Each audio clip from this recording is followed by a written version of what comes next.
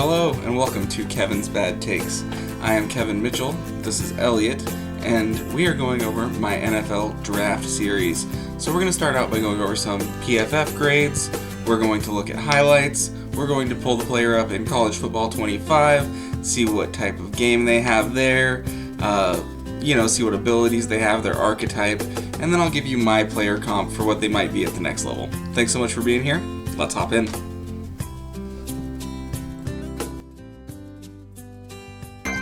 The first player I wanted to talk about was Luther Burden III, and initially I didn't know what to expect when jumping into this tape because he was a 5-star prospect coming out of high school, a top 10 prospect nationally out of East St. Louis, Illinois, East St. Louis High School, and he started out wide as a freshman, and he ended up with 375 yards, which doesn't blow anyone away, but he had 8 touchdowns, and he really proved he belonged with, like I said, 6 receiving touchdowns, 2 rushing touchdowns. He actually had another on special teams too, so 9 total touchdowns, 8 on offense. And the coaches took notice. They moved him to slot, and his sophomore season is really where his story begins. He takes advantage of the slot defenders to the tune of 1,212 yards, and he just throws himself into the national spotlight. He's a menace with the ball in his hands. He moves the needle. Defensive backs, the safeties, defensive coordinators, they're going to be worried about where this guy is. They're going to be trying to stop him. He has forced 30 missed tackles this last season. He's hard to bring down. He's a touchdown machine. Honestly, you can pause it on that Pro Football Focus slide if you want to see more. He can make an immediate impact on special teams. He catches the ball away from his body, and he's immediately ready to do something with it in the short game. I just really like that. But he's not the best receiver in history. He does leave some things to be desired. Separating from man coverage, of course, you'll probably hear that on every YouTube channel and podcast and mock draft. He struggles to separate versus man coverage, and he doubles as a running back, so he's Deebo Samuel. No, that's not. Thanks for watching. No, I'm just kidding. But really, I would like to build upon his lack of separating versus man coverage by saying it could affect his compatibility with other wide receivers in your scheme. If you already have a guy who gets the layup routes, it's kind of where scouting meets coaching, in my opinion. You're super fast, go run vertical big boy routes, as Matt Harmon from Reception Perception would say. But then the receiver's like, oh, hey, did you not watch the tape? I do layups only. You got to get me in motion, man. It's a little bit, he's not the same as Rashee Rice as a prospect, but he's going to have to play a similar role. He's a very special player, but he's a certain type of a player. You're going to have to get him in motion. You're going to have to, get him in the slot. You're going to have him go across the formation, these type of things to get him to be successful. And if you already have someone like that, it's almost like this town ain't big enough for the two of us, if you know what I mean. Now, I am a big fan of Luther Burden. I love his game. I like his skills with the ball in his hands. But I do question whether he's worthy of a top 15 pick. I think he's more the back half of the first round. You already have an almost complete receiver room, and you add him in there, and it's like you're really rocking and rolling. You already have a boundary X. You already have some guys that can do flanker stuff. Maybe you already have a good tight end, good running back. And then you add Luther Burden as that 4th piece, or maybe that 5th piece. It's like, it just puts you over the top. He's really serious in that slot role. But I do have concern at the same time if he goes somewhere that doesn't have all of those pieces, somewhere that's been struggling offensively, and they're expecting him to come in there and, maybe be the Messiah. I don't know if that's a good word to use. I don't know if I'm going to get bleeped on YouTube even. But I don't think you want to come in and take Luther Burden and expect your whole offense to change. I think he'll elevate your offense from where it already is, rather than change the game totally like he did at Missouri. I think in the NFL, he's more of a complementary piece, but he's still the type of athlete that you have to take in the first round. You can't say because he's going to play a Cooper Kupp type role that you can get him, in the 4th round, because that's not how it works. I think the very latest I can see him going is maybe in the 30s. I think if someone, the receiver needy teams have low grades on him, they like McMillan, they like Matthew Golden, maybe Egbuka goes in the first round. I think Luther Burden falling into the 20s or 30s would be a huge steal for someone. But I also think he's a good value. If you're in the teens, maybe you have your defense has been solid, you need one more piece on offense, something like that. I could see that being a good piece, because I thought about this, or I'd say I compared this to the draft 11 years ago, the 2014 draft. And there's a Mike Evans type in this draft. The actual Mike Evans was in that draft, getting 1,000 yards every season since. But he wasn't the first receiver off the board, if you recall. There was another receiver that was first off the board who blew up as an underclassman, who was about 6 feet tall, 210 pounds, ran a 4.4 like Luther Burden. And I'm about to pull up his stats, and you're going to know the years, you're going to see it I'm dating myself here, but if you were watching college football in 2011, 12, and 13, you know who Sammy Watkins is. And the Bills drafted him thinking, oh man, we got our guy. He's going to change everything that's going on over here. But it just didn't. It didn't end up happening. They should have taken Mike Evans. Mike Evans has gotten 1,000 yards ever since then, and Sammy Watkins just isn't in the league anymore. It's unfortunate, but hindsight is 20/20, and you got to be careful taking a receiver who dominated in college in a top 5 situation, percent sure that he's going to be able to dominate at the next level. And Sammy Watkins was a good receiver, but you had to get him in motion, and you had to scheme him up.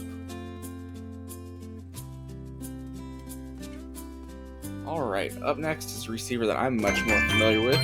This is going to be Emeka Egbuka from Ohio State. He was a 5-star prospect and the number 9 recruit nationally in 2021. We got a trend going here with the first 2.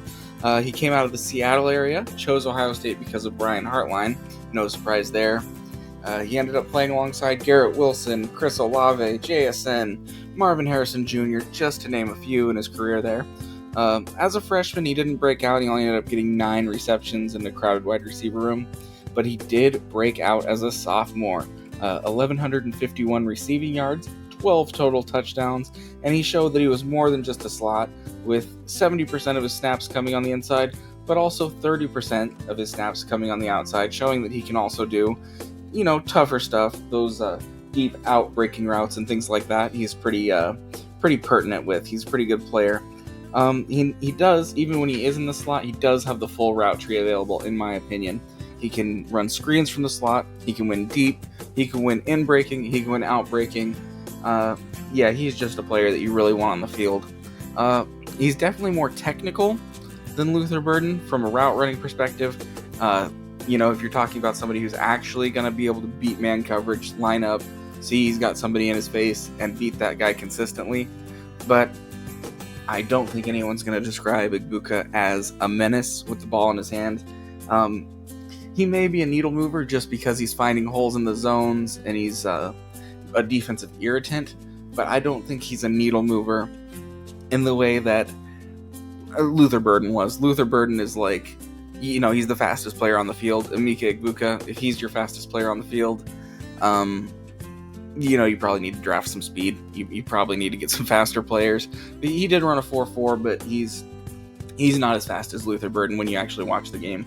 Luther Burden is moving at a different speed than a lot of the other players on the field, and Emeka Egbuka is just, he's a fast receiver, but speed isn't one of his highest qualities, I wouldn't say.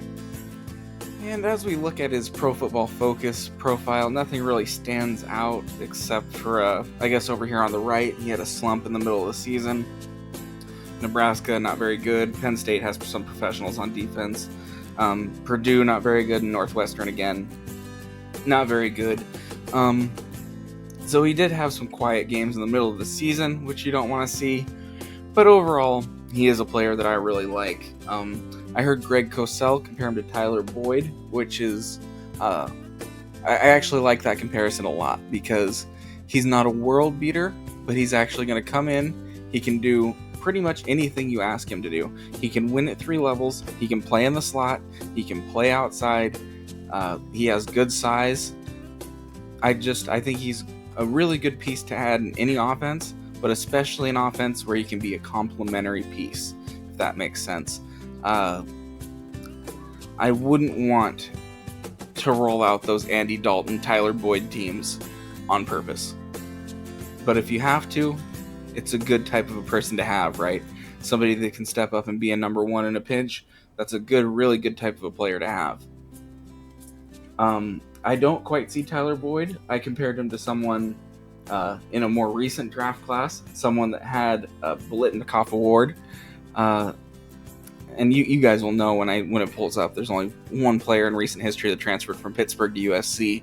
But I do think that he can step up and be a number one, but I think he's best as a slot, best as a complementary piece, and as I mentioned earlier, I think he's best as a defensive irritant. I think he's best making the defense scheme around him and get other people opportunities and to find the layup routes, the easy game, the same routes as Luther Burden, but just do different stuff with them. I think that is the ideal role, but I do think he's more capable on the outside than Luther Burden, and I do think he's more capable against man coverage than Luther Burden. Alright, so with that, let's get into my NFL comparison. I was initially going to do Devontae Smith, like just a heavier Devontae Smith. They're both about 6'1". Egbuka is about 30 pounds heavier than him. They both win at all three levels. If either one's your number one receiver, you probably want to go out and get a big guy, a speedster, one of those boundary X, A.J. Brown, who they got, or, maybe a Nico Collins type, one of those guys who's just an absolute imposing force on the defense to draw double teams, and that really opens up the second receiver to do all the stuff that he does so well, instead of just drawing, the defensive attention like a magnet. So instead, going with here, I went with Jordan Addison. Now, Jordan Addison is, again, a little smaller than Egbuka, but he wins in multiple ways. He has good speed, but not great speed. He's not really the type to be making guys fall down and throwing guys to the ground with stiff arms, things like that. He wins before the ball gets there. And, again, like Devontae Smith, he's complemented by having Justin Jefferson in town. Justin Jefferson draws some coverage, and Jordan Addison reaps the benefits. You can't put your number two corner on Jordan Addison. He's better than any number two corner. And I feel like that's going to be the benefit of Egbuka too. I think that you can put him out there, and if he's going to be up against your number two corner or your nickel corner or a linebacker or a safety sometimes, the defense is in bad shape, man. The defense is in bad shape. All right, thank you all so much for being here. If you made it to this part of the video, the YouTube algorithm is really going to appreciate it and give me some benefits. So I wanted to really just thank you guys for the bottom of my heart for being here and staying to this point in the video. And I definitely saved the best for last. Let's get in to Tetairoa McMillan, or T-Mac as he likes to be called. He was born in Hawaii, moved to Southern California at the age of 12. He was a 3-sport athlete in high school: football, basketball, and volleyball. I noticed on his 24/7 sports profile, I thought it was interesting. He was 185 pounds his senior year of high school, and to now, after his junior year of college, he's 220, almost 219 he weighed in. So he's gained almost 35 pounds in his college career. That's pretty impressive. And what's even more impressive than that is his production profile. 39 receptions, 702 yards, 8 touchdowns as a true freshman. I mean, he was pretty much the best freshman receiver in the country. And then as a sophomore, he pretty much doubles everything. 90 receptions, 1,402 yards, and 10 touchdowns as a sophomore. And he continued that strong college career into his junior season, where he had 84 receptions, 1,319 yards, and 8 touchdowns. So obviously, I'm going to give him an A+ for his production, an A+ for his size. I mean, 6'4", 220 is... I mean, we're in Mike Evans, nearly Calvin Johnson territory at that size. A+ for hands, or should I say hand, because he's always reaching out with one hand, spearing the ball. A+ body control. He has a catch radius the size of a small garbage truck. He's just absolutely someone you want on your offense. It's not all rainbows and butterflies with Tet McMillan, though. There is some areas of his game where he leaves a little bit to be desired. There's a little bit of his route running where you kind of just wish he was going a little harder. He has that gear because he does it when he has the ball in his hands, and you just wish that sometimes when he's not getting the ball, that he was driving on that route a little harder, getting the safety to bite down a little harder, and maybe even attracting a few more targets if he was in the drive part of his route when the quarterback was looking. And that's honestly why I made this comparison, because a lot of people are comparing him to Mike Evans, Drake London. I've heard some Michael Pittman comparisons. Rather than just go with the body type comparison, the big buff 220-pound receiver, I went with a play comparison. And there's another receiver that when he was at the University of Minnesota, I saw him run routes, and he jumped out of the building, and he had NFL athleticism, but his route running was good and efficient, but it left a little something to be desired. When he wasn't the focal point of the play, it was almost like there was no drive on the route at all. For someone of this caliber, though, I'm definitely able to look past that little bit of route running, and maybe that's what was asked of him on certain plays. Maybe they didn't want him using all of his energy, going 100% on every single snap. Who knows? I'm not in the locker room. You'd have to ask them why he looks like he doesn't care on some routes. But that's why I drew this comparison that I'm about to pull out here, because the 40 time looks right, the vertical jump looks right, and the route running, it left something to be desired in college, and then he ended up in something of the wrong situation in the NFL, and it's hurt him. It's been an up and down career for Rashad Bateman, but overall, it's just the stuff he does well. They brought in Zay Flowers to do, and he ends up doing a lot of stuff that he's second best at, and I think that could be something. That's definitely a possible outcome, I would say, for T-Mac. I would say he could get somewhere that already has the layup guy, the target hog, and he's just he's a way more talented Alec Pierce. He's just getting all these empty calories on the sideline, running streak route after streak. So as you look at this 40 time, jumping out of the building, the 3-cone, it's just, it all looks like the numbers that McMillan would put up. And the route running reminded me of that. It left a little something to be desired. He's still a first round receiver, but there's a lot of places he could go where he's not maybe the first option, and it could be frustrating. It could be frustrating thinking, wow, we have somebody who's 6'4" and runs like a gazelle, and we just can't get him the ball. Our quarterback is just not able to get it there, or our offensive coordinator can't scheme him up. There's a lot of things going on, and there's a lot of and Rashad Bateman has had some injuries too.